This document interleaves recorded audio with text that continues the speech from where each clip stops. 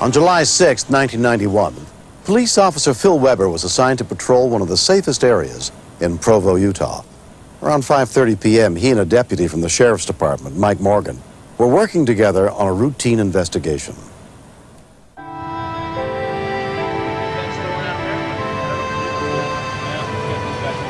Officer Weber was checking out the possibilities of a stolen car, and I responded to help him with that. 126 copy. Okay, they say it's not stolen. Okay, appreciate it. When you work closely with a police officer, you gain a real friendship, and there's a brotherhood there.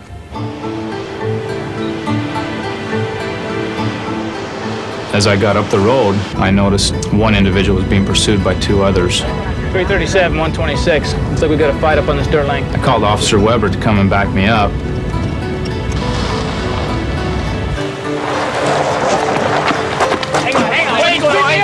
Hang on. Back off, Danny! Get out of here! Shut up! Back off now! Back off! Hey, you, come here!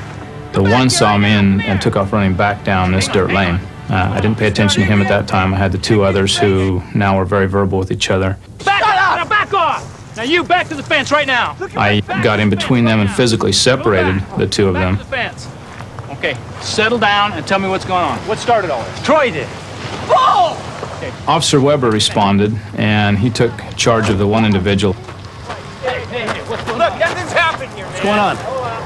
Now, we can do it two ways. You're intoxicated. He was very belligerent. He was intoxicated, and I was preparing to make an arrest. We can talk. Officer, we haven't done anything wrong here. Okay. He just started pushing me, and we got in an argument, and he was hitting me in the face. Okay. He was punching me in the face. Okay, stay here. Mike! I got a gun down there. I looked down the lane, and I saw the individual who had run from us now walking up the lane with a rifle in his hand. What's going on? Right here. Both of you. Get out! Get out! Both of you. 337, P8 1033.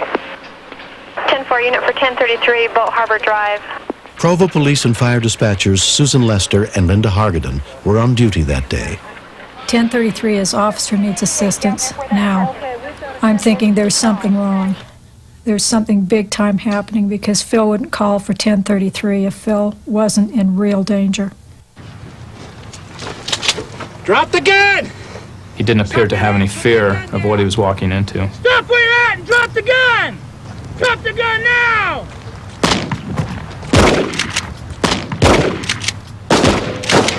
Put the gun down! We were shooting a number of shots, but because of the distance of 125 yards with the shotgun, they weren't having a lot of effect. 337, shots fired, ready to evidence. 10-4, ambulance will be responding.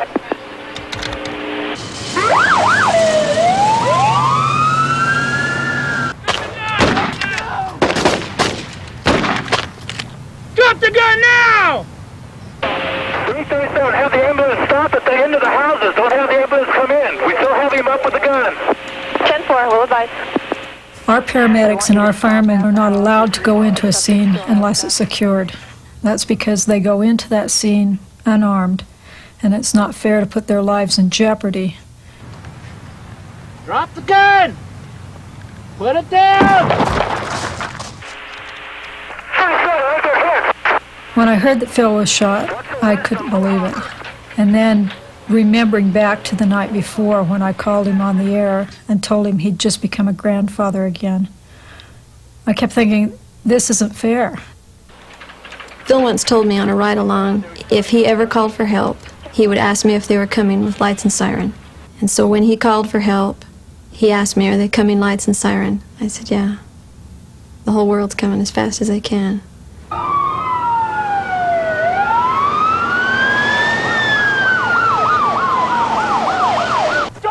Put that gun down! Put the gun down! Drop the gun! Stop where you're at! Mike, I'm here. He had a large quantity of blood squirting from his neck, which appeared to be an arterial-type bleed. You okay? No, Phil. I don't want you to lay down. I want you to sit up. He tried to lay down and was mumbling something about, let me lay down, let me die. You're all right. And at that time, I thought Phil was going to die. I didn't think he would make it. Phil, look at me. You're going to be okay. You're going to be all right. As I'm holding Phil's neck, I'm looking through the rear window at the suspect. He was struggling with his gun and getting up into a sitting position at this time. Okay? Okay. I realized that Phil was very vulnerable now, sitting on the ground behind my vehicle. If the suspect were to shoot underneath the vehicle, Phil's back was exposed to him. Look, Phil, deep breath, okay? I realized that I had to do something to put the suspect down. No, don't lay down. Don't lay down on me. I want you to sit up. I want you to sit up, okay? I pulled out the M14 with my right hand, still having my left hand on Officer Weber's neck. But I wasn't able at that point in time to put a round in the chamber because I only had the one hand that I was operating with. I knew that I was going to have to leave Phil at some time. I couldn't continue to hold on to that neck, and in a very short time, Phil would bleed to death. You're all right. I don't want you to lay down. I want you to sit up. Take deep breaths, okay? Can I help? I was nervous at that point. I didn't know whether the suspect was going to attempt to hurt Phil or to help him, but I believed that I didn't have any choice in the matter except to let him help me. Don't you let go. He's bleeding. You're all right. Put the gun down! Drop the gun now! Hey, Drop the gun! It's my friend! Hey, back off! At that point in time, I was prepared to shoot him. Now back up, what I told you to. Now stay there. I realized this was the most dangerous situation I could be in. I now had a suspect fighting me from the rear. I had a suspect in the front of me trying to shoot me, and I had to try to divide my attention between the two of them. Drop the gun! Throw it away from me. Put the gun down. Drop the gun!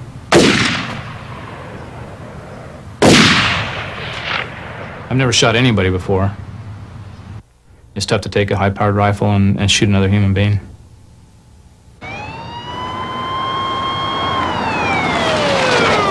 Park Ranger Mike Forshee and his partner had heard the report of an officer shot on their radio.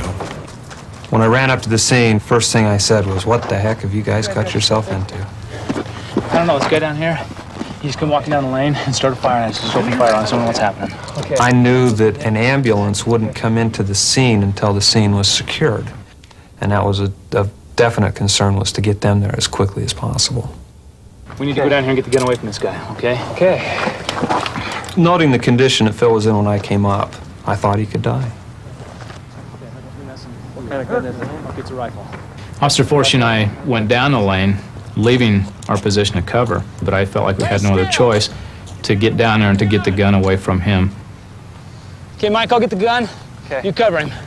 Keep your hand away from the gun. Send the ambulance in. 10-4. Once the scene was secured, Provo fire rescue units, including EMT Mike Ferris, moved in to treat the victims. I could see that the officer was Phil Weber and that his injuries were to his neck and also to his hand. When you lose the amount of blood that Phil lost, you can bleed out and die immediately. How's your legs? Move your legs. Here we go. Move your legs.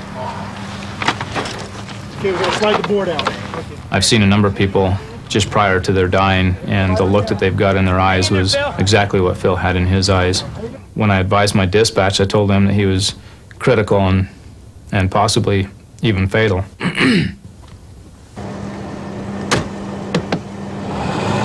Phil Weber was transported to Utah Valley Regional Medical Center and put under the care of emergency physician Elmo Gruel. Are you ready? Okay. On 3. 1, 2, 3. Phil, are you with us? I saw a small penetrating wound on the right side of the neck, and my concern was that he was bleeding internally from rupture of the carotid artery. We're going to need x-ray for a cross-tape. Also on the examination, we noticed that his index finger was almost completely shattered, and was very concerned about this injury secondarily. Phil's wife, Karen, came to the hospital as soon as she was notified of the shooting. I was very shocked at seeing all the blood, and I could feel the tears welling up inside of me, and I wanted to be strong. I really held back the tears as much as I could, and I told him that I loved him, and he meant everything to me.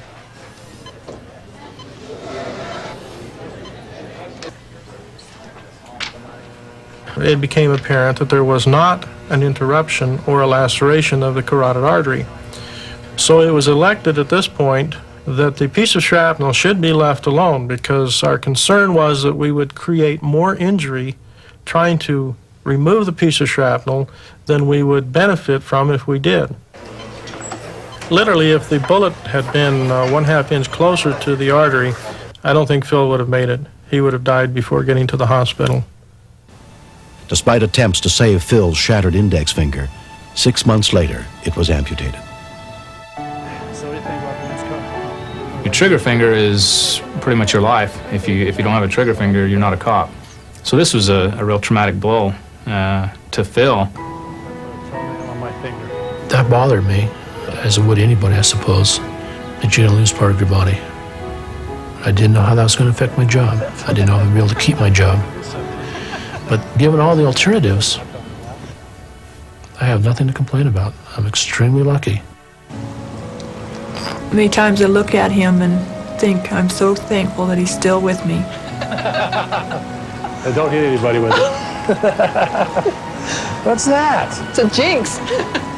Phil's a very lucky guy, and I'm lucky too to have him with me. That we have this time to spend together that could have been shut off. The man who shot Officer Weber was found guilty of attempted murder and sentenced to 15 years in prison. I would like to think I'm back to being the Phil Weber I used to be. He's really not the same old Phil. He's better.